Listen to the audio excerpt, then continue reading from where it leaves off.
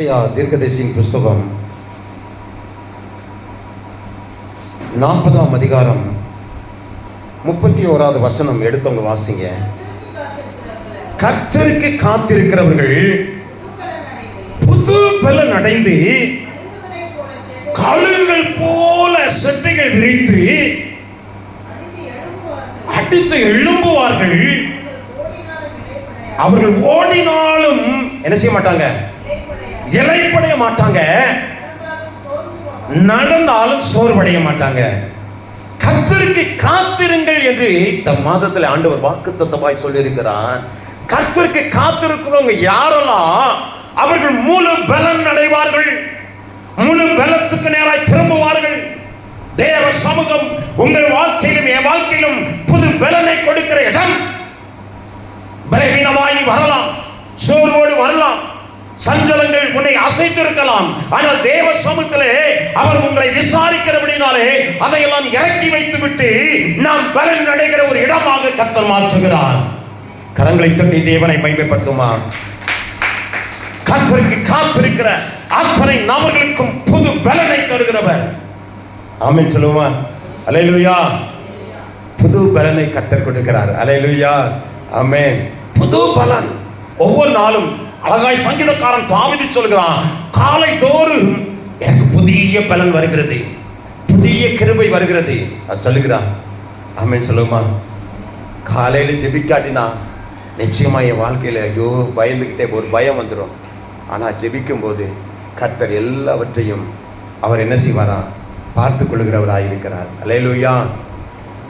காலை ஜெபிக்கிற பாருங்களேன், கர்த்தருக்கு காத்திருக்கிறவர்களோ புது பலன் அடைவார்கள். அழகாய் சொல்கிறது பாருங்க, புது பலன். எப்படி புது பலன் வரும் அழகாய் பாருங்களேன். அப்போஸ்தலர் நடவடிக்கை 1:8 நினைக்கிறேன். அல்லேலூயா. பாருங்களேன் எப்படி புது பலன் வருது. கர்த்தருக்கு காத்திருக்கும் போது அவர் நம்ம மேல ஒரு ஆவியை ஊற்றுகிறார், நம்ம மேல ஒரு ஆவியை ஊற்றுகிறார். அந்த ஆவியானவர் நம்மளை நடத்த விரும்புகிறார், அந்த ஆவியானவர் நம்மளை நிரப்புகிறார். அந்த ஆவியானவர் நிரப்பும் போது நம்முடைய கவலைகள் வேதனைகள் எல்லாம் மாறி அதை மேற்கொள்ளத்தக்க விதமான ஒரு பவர் வருகிறது. கரங்களை தட்ட மாட்டீங்களா? வாசிங்க. பரிசுத்த ஆவி, பரிசுத்த ஆவியானவர் உங்கள் உள்ளத்தில் வரும்போது பலன் அடைகிறீர்கள். பரிசுத்த ஆவியானவர் உங்களுக்கு பலன் தருகிறார். பரிசுத்த ஆவியானவர் நமக்குள்ளே வரும்போது ஒரு பலன் உண்டாகிறது. ஆமென் சொல்லுமா. பரிசுத்த ஆவியானவர் நமக்கு பலத்தை தருகிறவர், ஒரு பலவீனத்தை மாற்றுகிறவர். உனக்கு கர்த்தருக்கு காத்திருக்கிறவர்கள் மேல் பரிசுத்த ஆவியானவர் பலத்தை கொடுக்கிறார், தைரியத்தை கொடுக்கிறார். ஆமென் சொல்லுமா. யாருக்கு ஆண்டவர் ஸ்தோத்திரம். பாருங்களேன், யார் உயர பரப்பான்னு சொன்னா பாருங்களேன், கர்த்தருக்கு காத்திருக்கிறவர்கள் புது பலன் அடைஞ்சு அவர்கள் என்ன செய்ய உயர பறப்பார்கள். ஆமென் சொல்லுமா. பயங்கரமா கழுகு உயர பறக்கிற ஒரு கழுகுன்னு சொல்றாங்க. கழுகு உயர பறக்குமா? ஆனா கழுகுகள் பார்த்தீங்கன்னா பறக்க முடியாத நிலைமைகள் வருகிறது. அது பருமன் கூட ஆகிறது. அது பயங்கரமான வெயிட் போட்டுருது. வெயிட் போடும்போது என்னன்னா அந்த வெயிட் போட்ட உடனே அது உயரமா என்ன செய்ய முடியாது, பறக்க முடியாது, உயரமா பறக்க முடியாது. ஆனால் அது என்ன செய்யும் என்று சொன்னால், மலை அடிவாரத்திலே மலை உச்சியிலே போய் அங்க கண்மலையிலே உட்கார்ந்து அது மலைகள் பெய்யும் போதும் அந்த காற்று வீசும் போதும் அது அப்படி உபவாசம் இருக்குமாம். அந்த உபவாசம் இருந்து காத்து கொண்டிருக்கும் போது அதை அந்த உபவாசத்திலே அவர்கள் சரீரத்தை ஒடுக்கும் போது அங்கே காற்றினால் அடிக்கப்பட்டு அந்த சிறகுகள் அசைக்கப்படும், உடைக்கப்படும். அதை பொருட்படுத்தாம அது மறைந்து போய் உட்காராம அப்படியே அந்த கண்மலையில உட்கார்ந்து இருக்குமா. அதை அப்படியே ஒவ்வொரு சிறகாய் அடிச்சு அடிச்சு உடைக்கும் போது அந்த சிறகுகள் உடையும் போதெல்லாம் வேதனை வரும். அது காத்திருக்கும் போது ஒரு சில வேதனைகள் வரும் நம்முடைய வாழ்க்கையில. அதான் பாருங்க, கழுகுக்கு ஒப்பாய் சொல்லும் போது அந்த கழுகு காத்திருக்கும் போது அது பறக்க முடியாத நிலைமையில அது உயர பறக்கக்கூடிய அந்த உயரமான நிலைக்குள்ள போக வேண்டிய அதற்கு தடையா இருக்கிற அந்த காரியத்தை அது உடைக்கும்படியாக மாற்றும்படியாக மறுபடியும் அது உயர பறக்கும்படியாக அது தன்னை வருத்தி அந்த அமர்ந்திருக்கிறது.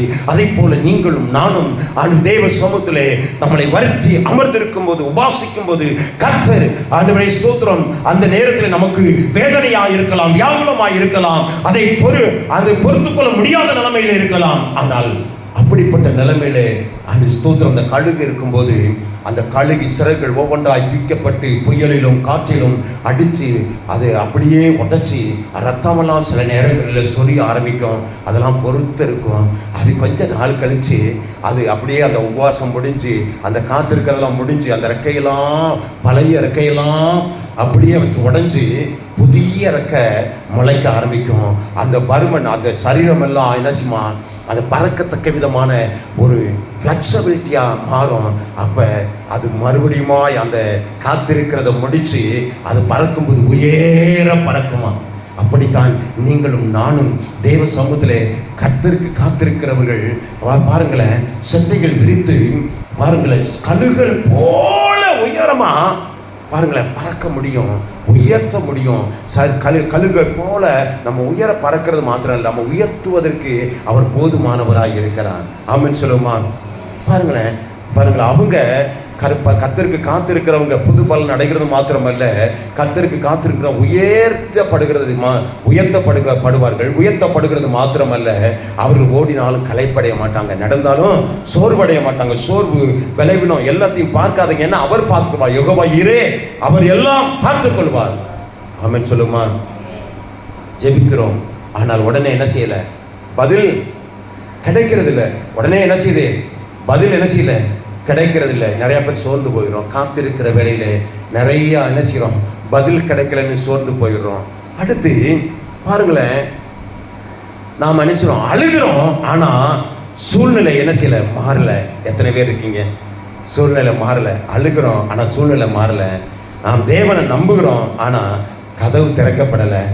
நமக்கு உடனே என்ன செய்யலாம், உடனே என்ன செய்யலாம், கேள்வி வரும். ஆண்டவர் ஸ்தோத்திரம், கடவுள் மறந்து விட்டாரோ, ஆண்டவர் என்னை விட்டு விட்டாரோ என்று சொல்லி கேள்வி நமக்கு புலப்படலாம். ஆனால் நிச்சயமாகவே அவரை நம்பினவர்கள் ஒரு நாளில் ஆண்டவர் கைவிடாத தேவன். அவருக்கு காத்திருக்க வேண்டும். அழகாய் ஆண்டவர் சொல்கிறான், சீசர்களை பார்த்து சொல்கிறான், நீங்க எங்கேயும் போகாதீங்க, கொஞ்ச நாளைக்கு நீங்க காத்திருங்க, எருசலேமிலே காத்திருங்கன்னு சொன்னார். அல்லேலூயா. எருசலேமிலே காத்த பிறகுதான் அவர்களுக்கு பலனை கர்த்தர் கொடுத்தான். அவர்கள் பலத்தின் மூலமாக அவர்கள் பெந்தெகோஸ்தே நாளிலே அவர்கள் எழுந்து 3000 பேர்களை ரட்சிக்கும்படியாக ஆண்டவரே ஸ்தோத்திரம், அநேக ஜனங்கள் ஒரே நாளில் ஞானஸ்தானம் பெறும்படியாகும் ஆண்டவர் அவர்களுக்குள்ளாக வல்லமையை வெளிப்படுத்தினார். ஆச்சரியப்பட்டார்கள். இது எப்படி நடந்தது? அது காத்திருக்கிறது நிமித்தம், கர்த்தருக்கு காத்திருக்கிறது நிமித்தம். இந்த மாதத்திலே நீங்கள் எதற்கு வேணாலும் காத்திருக்கலாம்.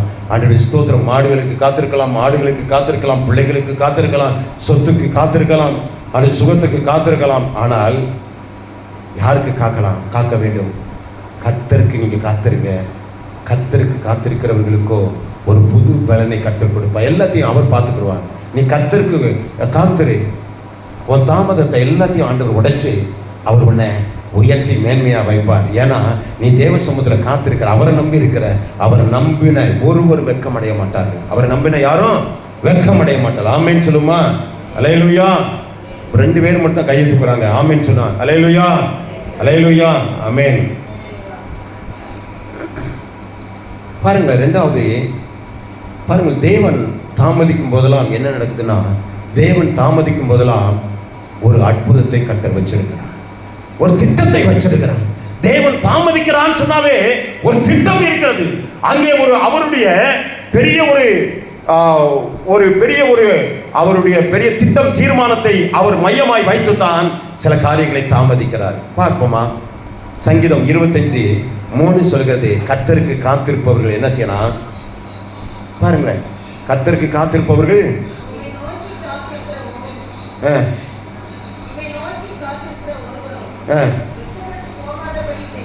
பாருங்களேன், உம்மை நோக்கி ஆண்டவரை நோக்கி காத்திருக்கிற ஒரு நபர் வெட்கமடையாதபடிக்கு செய்கிற தேவன். ஆண்டவரை நோக்கி நீங்க அமர்ந்திருக்கிற ஒரு நபரையும் வெட்கமடைய செய்யாத தேவன். அவர் உன்னை வெட்கப்படுத்த மாட்டான். வேதம் சொல்கிறது, சங்கீதம் 34 சங்கீதம் சொல்கிறது, அவர்கள் அவரை நோக்கி பார்த்தார்கள், அவர்கள் முகங்கள் வெட்கப்படவில்லை. ஏழை கூப்பிட்டால் கர்த்தர் கேட்டு எல்லா இடங்களையும் நீங்களாக்கி விட்டார். கரங்களை தட்டி தேவனை மகிமைப்படுத்துமா. அவருடைய வாழ்க்கையில நெருக்கங்கள், வேதனைகள், பிரச்சனைகளுக்கு எல்லாத்துக்கும் முடிவை கொடுக்கிற ஒரு ஆண்டவர் இருக்கிறார். அவரை விசுவாசிக்கிறவன் பதறான் என்று சொல்கிறான். விசுவாசிக்கிறவன் பதறான். ஆமென் சொல்லுமா. பாருங்களேன், அவரை நோக்கி காத்திருக்கிற யாரும் வெட்கமடைய மாட்டாங்க. யாரெல்லாம் வெட்கமடையில பார்ப்போமா? ஆபிரகாம் வாக்குத்தத்தத்தை நிறைவேற்றுவதற்காக என்ன செய்யறான்? எத்தனை வருஷம் காத்திருந்தாரு? ஆபிரகாம் எத்தனை வருஷம் காத்திருந்தாரு? அவர் காத்திருந்ததுனால தான் விசுவாசத்தின் தகப்பன் என்று பெயர் பெற்றார். காத்திருப்பது நிமித்தம் அவர் வெட்கப்படுகிறதில்ல. காத்திருப்பது நிமித்தம் நம்ம நம்பிக்கை அற்று போகிறதில்லை. காத்திருப்பது, தேவனுக்கு காத்திருப்பது, பொறுமையாய் காத்திருக்கும் போது அவர் ஆண்டவர் நம்மளை சோதித்தறிந்து அவர் தேவ திட்டத்தை நமக்குள்ளே வைத்து நம்மளை தமக்கென்று அவர் தெரிந்து கொண்டு நம்மளை உயர்த்தி மேன்மைப்படுத்தி ஆசீர்வாதத்தை கொண்டு வர விரும்புகிறார். ஒரு ஆசீர்வாதம் இருக்குன்னா அதற்கு பின்னால என்ன செய்யணும்? கொஞ்சம் தாமதம் இருக்கும். அதுக்கு பின்னால ஒரு சோதனை இருக்கும். ஆமென் சொல்லுமா. பாருங்களேன், ஆபிரகாமுக்கு ஒரு பெரிய சோதனை அறிஞ்சு. என்ன சோதனை? முதல் சோதனை 25 வருஷமா என்ன செஞ்சான்? காத்து கொண்டே இருந்தான். அல்லேலூயா. பல 100 வருஷத்துல குழந்தையை பெற்றிருக்கிறான். எத்தனை வயசுல? 100 வயசுல குழந்தை வரும். ஆனால் அதனால தாமதமா இருந்ததுனால ஆண்டவர் 16 அதுல வாஸ்து பார்த்தீங்கன்னா 16, 17, 18 இந்த ஆதியாகம புஸ்தகத்துல வாஸ்து பார்த்தீங்கன்னா அதுல சொல்றாரு 18ல நல்ல செய்தி. ஆனா 17ல சொல்றாரு என்ன செய்தினா, உன் சந்ததிய நான் என்ன செய்வேன்? 400 வருஷம். இவனுக்கு தீர்க்க தரிசனமா சொல்றாரு, ஒண்ணுமே இல்ல, குழந்தையே இல்ல. ஆனா சொல்றாரு, உன் சந்ததி கடற்கரை மணலை போல நான் என்ன செய்வேன்? பெருக பண்ணுவேன். ஆனா உன் சந்ததிக 400 ஸ்தோத்திரம் 400 என்ன செய்யறார்? 30 வருஷம் 400 வருஷம் என்ன செய்வாங்க? சிறைப்பிடிக்கப்படுவாங்க. அதுக்கு பின்பாக நான் என்ன செய்வேன்? அவர்களை கொண்டு வருவேன்னு சொல்லி அந்த சந்ததி உருவாகிறதுக்கு முன்பாக, குழந்தை பெறதுக்கு முன்னாலே சொல்லிட்டாரு. அல்லேலூயா. அப்ப என்னன்னா, தாமதிக்கிற காரியம் இல்லை. ஆனா தாமதம் இருந்தாலும் தேவனை நம்பி இருக்கிறவங்க, காத்திருக்கிறவங்களுக்கு ஒரு திட்டத்தை வச்சிருக்கிறாரு. உன் வாழ்க்கையில தாமதிக்கிறான்னு சொல்லி நீங்க நினைக்காதீங்க. ஆனா ஒரு திட்டத்தை வச்சிருக்கிறாரு. உன் வியாதியிலும் உன் வேதனையிலும் ஒரு பெரிய சாட்சியை வச்சிருக்கிறாரு. நீ இந்த வியாதிக்கு அப்புறம் பாருங்க, அநேகருடைய அந்த வியாதிக்காக நீ ஜெபிக்க போகிற, அநேகருடைய அந்த பிரச்சனைக்காக அந்த ஸ்தோத்திரம் என்ன செய்யறாங்க? நீ ஜெபித்து உன்னை சாட்சியா வைக்க போகிறாரு. ஒரு காரியம் என்னன்னா, டிஜி ஸ்தனகரன் இருந்தார். டிஜி ஸ்தனகரன் முதலாக காலேஜை கட்டி மகள் என்ன செஞ்சா? படித்து கொண்டிருந்தால். ஏஞ்சல் படித்து கொண்டிருக்கும் போது அந்த ஏஞ்சல் சொன்னாலாம், நான் அப்பா நீங்கள் கட்டின அந்த காலேஜை நான் போய் பார்க்கணும், நான் ஸ்கூலை பார்க்கணும் அப்படின்னு சொல்லி கஷ்டத்தில் கட்டி வச்சிருக்கிறத பார்க்கணும் அப்படின்னு சொன்னார். அந்த மகள் சொன்ன உடனே இவர் ஒரு நாள் என்ன செய்தாரா? மகளை கூப்பிட்டுட்டு அப்படியே கடந்து போகும்போது அங்கே ஒரு பெரிய ஆக்சிடென்ட் நடந்துச்சு. ஆக்சிடென்ட்ல மகள் மரித்து போய்விட்டா. வண்டி சுக்குநூறாய் போயிடுச்சு. அந்த டிஜி தினகரன் அடிபட்டு ஆஸ்பத்திரியில் கிடந்தார். நான் இப்படி இருந்தேனே, ஏன் இந்த வேதனை என்று சொல்லி அவர் புலம்பினாராம். என் மகள் இறந்து விட்டாலே, என் இருதயத்தின் ஒரு நம்பிக்கை, நான் அவளுக்கு ஆசையாய் பழகின என்னுடைய உறவு உடைக்கப்பட்டதே, ஏன் ஆண்டவரே என்று சொல்லி அவர் அழுதாராம், புலம்பினாராம். ஆனால் ஒரு நாள் அந்த புலம்பெல்லாம் மாறி இந்த சோதனைக்கு அப்புறம் வந்துச்சான். கர்த்தர் சொன்னாராம், இந்த நாளுக்கு அப்புறம் அவர் ஊழியத்தை கர்த்தர் பெரிதாக்க அவர் திட்டமிட்டிருந்தார். காரணம் என்னன்னா, அந்த அவருக்குள்ளாக ஒரு மனதுருக்கத்தின் ஆவி வந்தது. அவர் உடைந்து அவர் பேசும்போது சொன்னார், என் அருள்நாதர் இறங்கி வருவார், உன்னை தொடுவார் என்று மனதுருக்கத்தின் ஜெபம் எப்படி வந்தது என்று சொன்னால், அந்த ஏஞ்சல் அந்த மரித்த பிறகு அந்த சோதனை வந்ததுக்கு அப்புறம், அந்த சோதனைக்கு அப்புறம் அவருடைய வாழ்க்கையிலே பல ஆயிரம் ஜனங்கள் ரட்சிக்கப்பட்டார்களாம். தேவன் அவருடைய வாழ்க்கையிலே பாதிப்பை கொடுக்கவும், வேதனையை கண்டு உன்னை வேடிக்கை பார்க்கவும் கர்த்தர் உன்னை அழைக்கல. கர்த்தர் உனக்கு கர்த்தருக்கு காத்திருக்கிறவர்கள் ஒவ்வொருவருக்கும் ஒரு சோதனைகள் வரும்போதெல்லாம் அந்த சோதனைக்கு அப்புறம் அதற்காக அவர்கள் என்ன செய்யணும்? ஒரு பெரிய ஒரு வல்லமை உள்ளவர்களாக சாட்சியாய் மாறுகிறார்கள். ஆமென் சொல்லுமா. நாங்கள் சில நேரங்களிலே சில பிரச்சனைகளுக்காக ஜெபிக்கும் போது கர்த்தர் அந்த வேதனை எனக்கு கொடுப்பார். அந்த வேதனை வழியாய் நான் கடந்து வந்த பார்க்கும்போது விபத்தின் ஆதிக்கத்துக்குள்ளாக அந்த நெஞ்சு வலி, வயிற்று வலி, இந்த பிரச்சனைகள்லாம் வரும்போதெல்லாம் அந்த வேதனைகளை கடந்து வந்து எனக்கு ஒரு மனதுருக்கத்தை ஆண்டவர் கொடுத்திருக்கிறார். அதனால அவர்களுடைய வேதனையோடு இந்த வேதனையை நான் அனுபவிச்சதுனால தான் அந்த அவர்களுக்காக நான் வேதனையோடு கண்ணீரோடு ஜெபிக்க முடியும். சில நேரம் சொல்லுவாங்க, ஐயா கண்ணீரோடு ஜெபிங்கயா, அப்பயே அற்புதம் நடக்கும் அப்படின்னு சொல்லுமா. வேதனை இல்லாம என் பிள்ளை இறந்த நாளை நினைச்சு பார்க்கும்போது, அப்போ ஒவ்வொரு பிள்ளைகளுக்காக நான் ஜெபிக்கும் போதெல்லாம் நான் அழுவதுண்டு, நான் கண்ணீர் வடிப்பதுண்டு. ஒரு பிள்ளைகளும் ஆண்டவரே விபரீதம் ஆகக்கூடாது, விபத்து வரக்கூடாது. சில நேரங்களிலே ஆண்டவரே குடும்பங்களிலே ஆண்டவரே ஸ்தோத்திரம், சில தவறான காரியங்களில் கடந்து போய் திருமணம் செய்து அப்படி கடைசி வரைக்கும் கணவனோடு போராடி கொண்டிருக்கிற அத்தனை நபர்களை பார்க்கும்போது நான் மனம் உருகி ஜெபிக்க கர்த்தர் கற்றுக் கொடுத்தான். காரணம், அந்த வேதனையின் வழியாய் மாறும்போது உங்களுடைய வாழ்க்கையில கர்த்தருக்கு காத்திருக்கிற உங்க வாழ்க்கையில வேதனைகள் வியாபலம் வந்திருந்தாலும் அதற்கு ஒரு காரணத்தையும் ஒரு திட்டத்தையும் தேவன் வைத்திருப்பான். தேவ சமூகத்திலே அதன் மூலமாக கர்த்தருக்கு இன்னும் நெருங்குவதற்கு தேவன் திட்டம் வச்சிருப்பான். உன் பிரச்சனைகள் மூலமாக கர்த்தரை சார்ந்து கொள்ளும்படியாக, அவருடைய சமூகத்திலே சரணடையும்படியாக, நான் அவரை அண்டிக் கொள்வேன் என்று சொல்லி ஒப்பு கொடுக்கும்படியாக ஒரு திட்டத்தை வைத்திருக்கிறான். அந்த திட்டத்தை உணர்ந்து கொண்டு நாம் தேவ சமூகத்தில் அமர்ந்திருப்போமானால், காத்திருப்போமானால், நாம் கல்வி போல உயர ஆண்டவரே பறக்கும்படியாக கர்த்தர் பலத்தை கொடுப்பார். கரங்களை தட்டி தேவனை மகிமைப்படுத்துமா. நாம் சோர்ந்து போக மாட்டோம், நாம் என்ன செய்யணும், இலைப்படைய மாட்டோம், கலைப்படைய மாட்டோம். கர்த்தர் தம்முடைய பலத்தினாலே தம்முடைய ஜனங்களை ஆண்டவரே ஸ்தோத்திரம் ஆதரிப்பாராக. ஆமென் சொல்லுமா. ஒருமுறை வேதத்திலே யோசேப்பை அவர்கள் என்ன செய்தாங்க, தகப்பனுடைய வீட்டிலிருந்து பிரித்தார்கள். அவன் தேவனுக்கு பயந்தவனாய் இருந்தான், சொப்பனக்காரனாய் இருந்தான். ஆனால் அவனை என்ன செய்தார்கள், இவன் இப்படியெல்லாம் சொல்லுகிறானே என்று சொல்லி நம்மளெல்லாம் அன்னைமார்கள்லாம் இந்த இளையவனுக்கு என்னன்னா வணங்க வேண்டும் அப்படின்லாம் சொப்பனம் காண்றானே அப்படி சொல்லி கோபப்பட்டு இவனை என்ன செய்தார்கள் தெரியுமா, இவனை இருக்கவே கூடாது இந்த வீட்டில் அப்படின்னு சொல்லி அவனை ஒரு பள்ளத்துல தூக்கி தள்ளி விட்டாங்க. ஆமென் சொல்லுமா. சொந்த தகப்பனை விட்டு பிரிஞ்சான். சொந்த சகோதரர்கள் அவர்களுக்கு விரோதமாக எழும்பினார்கள். ஒரு ஆட்டுக்குட்டியை என்ன செஞ்சாங்க, ரத்தத்தை எடுத்து அடித்து அந்த உன் மகன் யோசேப்பு மரித்து விட்டான் என்று சொல்லி அந்த ஆடையை மட்டும் என்ன செஞ்சாங்க, கொண்டு வந்துட்டாங்க. ஒரு நாள் வந்தது, மறுபடியுமாய் அவரை பாருங்கள் அமலேக்கியர்கிட்ட வித்து போட்டாங்க. அவருக்கு நேராக போய் அவன் பார்வோன் இடத்துல போனான், பார்வோன் இடத்துல விற்கப்பட்டான். இப்படி பல காரியங்கள் நடந்தது. ஆனால் திடீரென்று ஒரு நாள் வந்தது, அவன் கர்த்தருக்கு உண்மையாக இருந்தான். அவன் மேல் குற்றம் சுமத்தப்பட்டது. அவன் குறைகள் என்ன குற்றம் சுமத்தப்பட்டு ஆண்டவரே நான் உண்மையா இருந்தேனே, என்னை குற்றம் சுமத்துறாங்களேன்னு சொல்லி அவன் வருத்தப்பட்டு இருக்கலாம், சிறையிலே தள்ளப்பட்டான். ஆனால் ஒரு நாள் அவனுக்கு ஒரு முடிவை கட்டளையிட்டார். சோதனையும் வேதனையும் நம்முடைய வாழ்க்கையிலே அது முடிவு அல்ல, அது நமக்கு ஒரு உயர்வை கொடுக்கிறதா இருக்கும். இதன் மூலமாக என்ன திட்டத்தை வைத்திருக்கிறீங்க ஆண்டவரே, என்ன நம்முடைய சமூகத்தில் ஒப்பு கொடுக்கிறேன்னு சொல்லி நம்ம அவருடைய திட்டத்துக்காக சித்தத்துக்காக நம்ம என்ன செய்யணும், அர்ப்பணிக்க வேண்டும், ஜெபிக்க வேண்டும், காத்திருக்க வேண்டும். ஆமென் சொல்லுமா. ஒரு நாள் வந்துச்சு, அவன் ராஜாவுடைய சொப்பனத்தை விலைக்கு காண்பிச்சான், விலைக்கு கொடுத்தான்.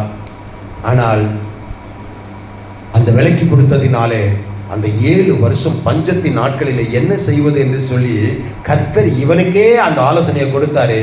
அதை விலைக்கு, அந்த சொப்பனத்தை விலைக்கு கொடுத்தது மாத்திரமல்ல, அந்த பஞ்ச காலத்தில் இப்படியெல்லாம் செய்ய வேண்டும் என்று சொன்னபோது ராஜா அவனை மேன்மையாய் உயர்த்தி வைத்தான். பார்வோனுக்கு தவிர மற்ற எல்லாரும் இவனை வணங்குறவனாய் ஒரு சோதனை மூலமாக வேதனை மூலமாக இருந்த அந்த யோசேப்பை கர்த்தர் உயர்த்தினார்.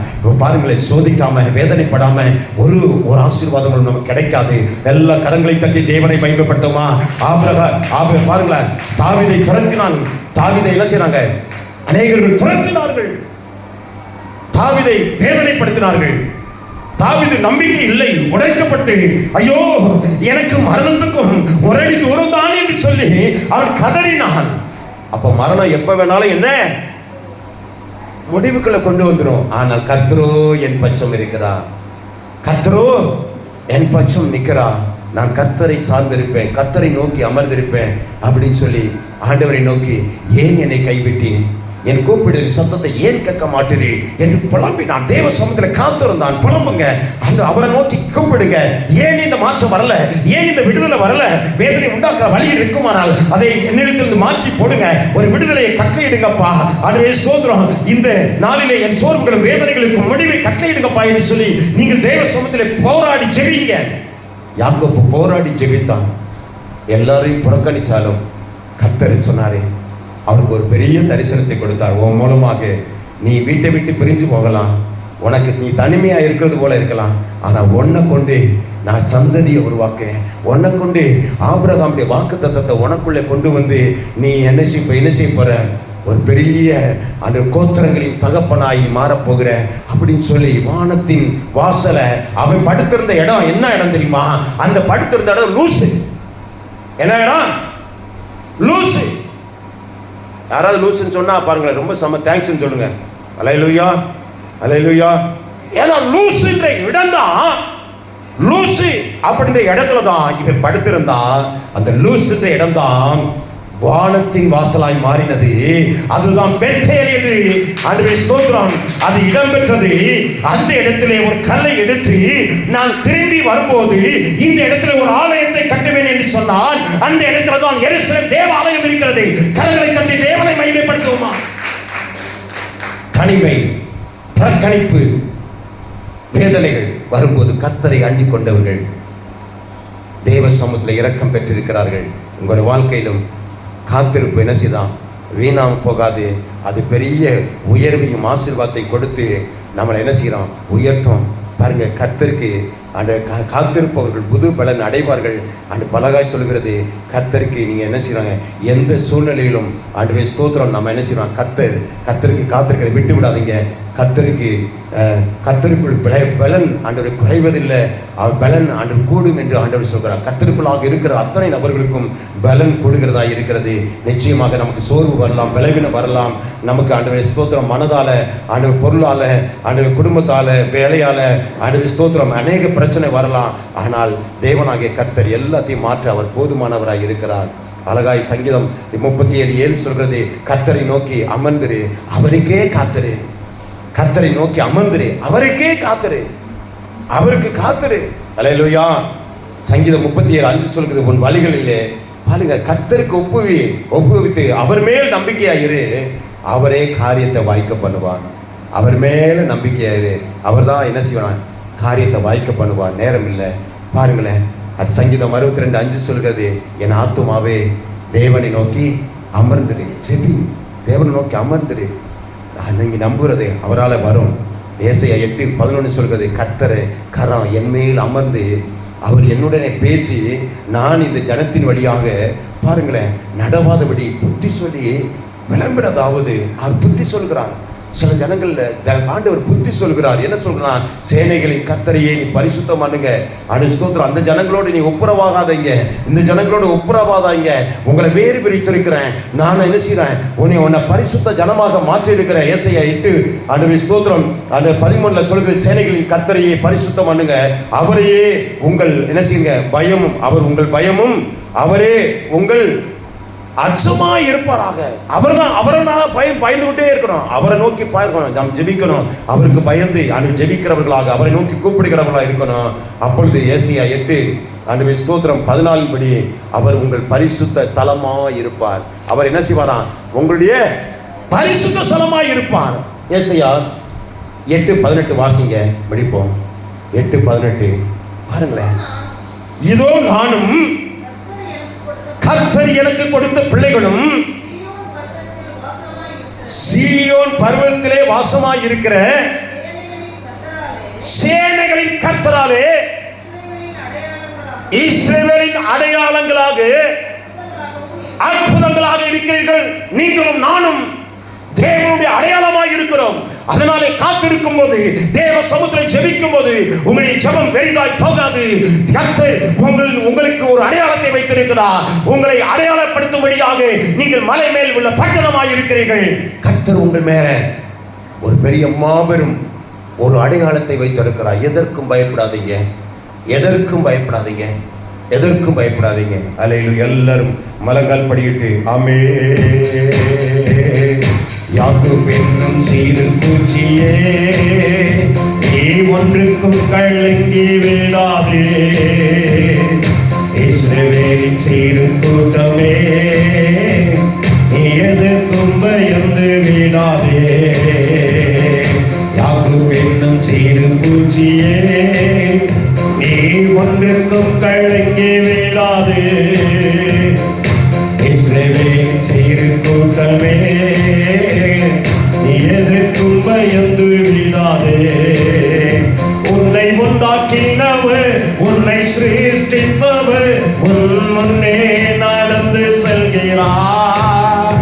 உன்னை உண்டாக்கினவர், உன்னை சிருஷ்டித்தவர் உன் முன்னே நடந்து செல்கிறார்.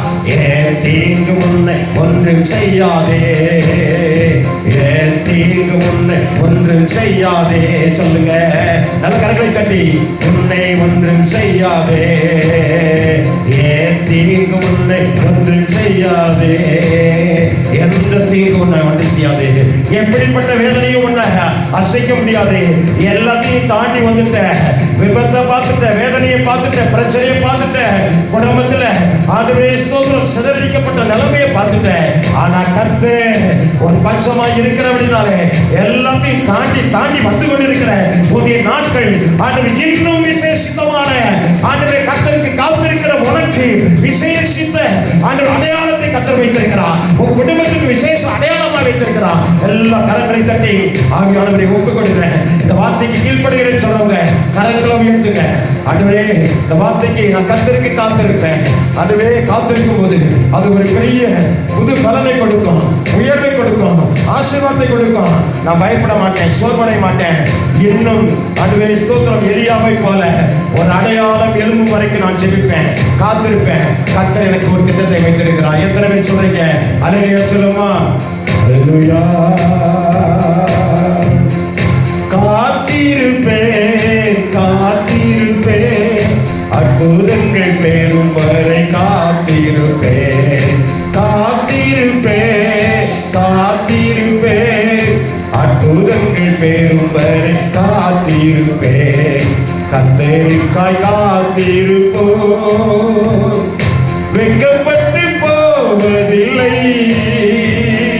நிச்சயமாய் முடிவு உண்டு, நம்பிக்கை வீண் போகாதே. நிச்சயமாய் முடிவு உண்டு,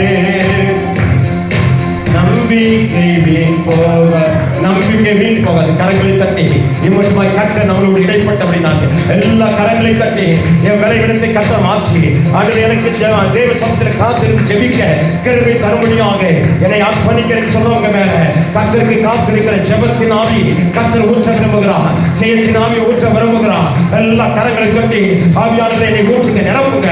நீற்று வராமல் சட்டான தியாகரவி ரீம வல்லவி சட்டான தியாகரவியா ஒவ்வொருவர் மேல் தேவ வல்லமை இறங்கட்டும். ஒவ்வொருவர் மேல் வீக்கான வல்லமை சட்டான ஓ பிபிதோ மேலே கமா சட்டான தேவன் நாடு ரிவிகா தலவரா பயப்படத்தின் ஆவிகள், பயத்தின் ஆவிகள், தீமன் நெகிதிரி சபரவ வியாதியின் ஆவிகள் எல்லாம் வெளியேறட்டும். வல்லமை சபதர வல்லமை சபதர வல நீகதான வல்லவரவ சுகமளிக்கிற வல்லமை பெற்றுக்கொள்ளுங்க. அதுவே ஸ்தோத்திரம். தைரியத்தின் ஆவி, பலத்தின் ஆவியை பெற்றுக்கொள்ளுங்க.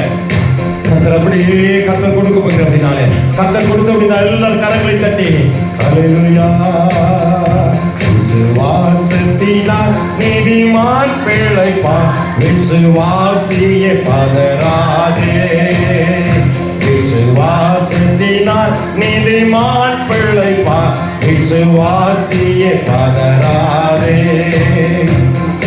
கலங்காதே திகையாதே விசுவாசியே, கலங்காதே திகையாதே விசுவாசியே. கல்வாரி நாயகன், கல்வாரி நாயகன் கைவிடாதே. நல்ல பிதாவே, இந்த நாளை உடைய கரத்திலே வைக்கிறப்பா. நீங்க கைவிடாத தேவன் ஆண்டவரே, எங்களை விட்டு விடாத தேவன் ஆண்டவரே. உடைய விசுவாச பிள்ளைகள் மேல தேவ இரக்கத்தை கொடுங்க, தயவை கொடுங்க. பாதிப்புகள், வேதனைகள், பிரச்சனைகளை பார்த்து பயந்து போயிடாதிருக்கி உம்மை தேடவும், உம்மை துதிக்கவும், அமர்ந்திருக்கவும் இந்த வேதனையை ஆண்டவர் கர்த்தர் ஒரு நாள் வேதனைப்படுத்துகிறவர் அல்ல. கர்த்தர் ஆராதிக்கும் போது ஆண்டவரே ஸ்தோத்திரம், அவரை வேதனை தருகிறவர் அல்ல. ஆண்டு ஜெபிக்கும் போது ஆண்டவரே ஸ்தோத்திரம், ஆண்டவரே தடை செய்கிறவர் அல்ல. ஆண்டவரே வேதனையை கூட்டுகிறவர் அல்ல. ஆனால் வேதனையை ஆண்டவரே ஸ்தோத்திரம் மாற்றி அவர் அற்புதங்களை செய்கிறவர் என்பதை ஒவ்வொருவருக்கும் ஆண்டவரை கர்த்தர் விளங்க செய்ய கற்பிச்சிங்க. ஜெபத்தின் மூலமாக ஜெயம் உண்டாகட்டும். இந்த மாதம் முழுவதும் ஆண்டவர் கர்த்தருக்கு காத்திருக்கிற ஜெபத்திலே இடைப்படுத்தும் ஆண்டவரை அற்புதம் செய்யுங்க, பலத்த கிரிகளை செய்யுங்க. பிதா, குமாரன், பரிசுத்த ஆவியின் நாமத்தினாலே வல்ல கரத்திலே ஒப்புக்கொண்டு ஜெபிக்கிறோம் நல்ல பிதாவே. எல்லாம் சேர்ந்து சொல்லுமா, என் ஆத்துமாவே கர்த்தரை ஸ்தோத்திரி, என் முழுவதுமே பரிசுத்த நாமத்தை ஸ்தோத்திரி, என் ஆத்துமாவே கர்த்தரை ஸ்தோத்திரி, கர்த்தர் செய்த சகல உபகாரங்களையும் மறவாதே. ஆமென், ஆமென். நம் கர்த்தராகிய இயேசு கிறிஸ்துவின் கிருபையும், பிதாவினுடைய அன்பும், பரிசுத்த ஆவியானுடைய அனுடைய ஐக்கியமும், காத்திருக்கிற தேவ ஜனத்தின் மேல் தயவு செய்கிற தேவ கிருபையும் தயவும் உடைய பிள்ளைகளோடு கூட இருந்து வழிநடத்த கிருபை செய்வாராக. ஆமென், ஆமென், ஆமென். அல்லேலூயா சொல்லுமா, எல்லாம் சேர்ந்து அல்லேலூயா சொல்லுமா, ரெண்டு கையை உயர்த்தி சத்தமா அல்லேலூயா சொல்லுமா. எல்லாம் ஸ்தோத்திரம். ஒருவரை வாழ்த்திக் கொள்ளுங்கள். கர்த்தர் உங்களோடு கூட இருப்பாராக. ஆமென், ஆமென்.